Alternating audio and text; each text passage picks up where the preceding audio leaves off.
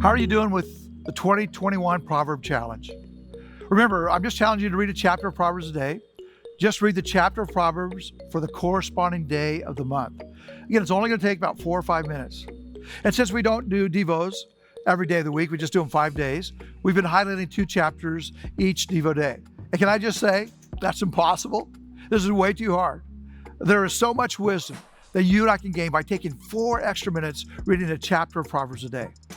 So today, January 18th, so that means that we're going to read Proverbs 18. So I'm going to ask you to do that today. Now, I'm supposed to cover Proverbs chapter 6 as well. And I can't do this any justice. It's just such a good chapter. Here, Solomon will warn us against several things. And Solomon's also going to tell us that there are 6 things that the Lord hates, 7 that are detestable to him. So would you just email me which one that you also find detestable, the most detestable? And if you really are brave, maybe which one you struggle with personally. I've loved it when you've emailed me. So I'm going to incentivize it today, though. The first response that I get, you're going to get a prize, probably from one of the best burger places of all time. Just saying, all right? So email me at david@mynw.cc. Okay, chapter 18 on the 18th day of the month. Here's the verse that I want to highlight. Verse 21. The tongue has the power of life and death. Just the first part of that verse. It's great. It captures the overall wisdom about our mouths. The tongue has the power of life and the power of death. And most of us, we've experienced both. If I ask you about the words that you thought that have brought life to you, my guess is you can think of some right away. You remember a statement, a sentence that somebody spoke to you at just the right time. They influenced you, they encouraged you, they shaped how you saw yourself. So what are some words that have brought life to you over the years? Maybe you could just revisit that today. All right, when I grow up, I want to be like you. You're my favorite teacher. I'm praying for you. Kids, doesn't your mom look beautiful tonight?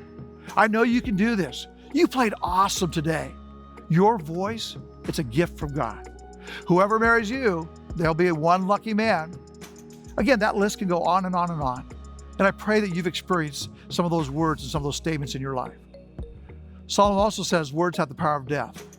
For many of us, it's easier to recall those words. So I'm not even going to ask you to go there because I know about the pain. But I'm just saying that powerful stuff happens through your mouth. The mouth has the power of life and death in your marriage, in your family, in your friendships, among your coworkers, certainly in our country, and even in our church. It's amazing the difference that our words can make.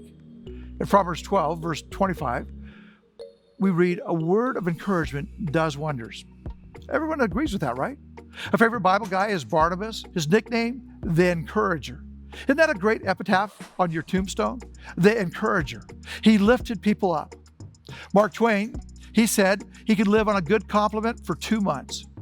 Every one of us needs to be encouraged, and every one of us needs to give encouragement. As the body of Christ, we are to be encouragers, cheerleaders, if you will. So as we finish up this morning or today, would you think of a family member, a friend, right? A neighbor, a coworker, a church member? What life-giving word do you believe they need to hear from you? That you're the one, that when you say it, when you text it, when you send a note, it brings life. I'm proud of you. You're beautiful. I'm sorry. You're doing an awesome job. I'm praying for you. Here's the bottom line. Your mouth has the power of life and the power of death.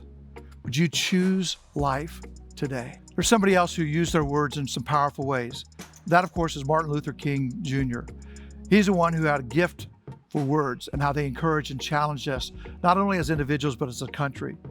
So today you might even go back and look at some of his words about how he had a dream and how that could impact and maybe shape the way that you use your words this day.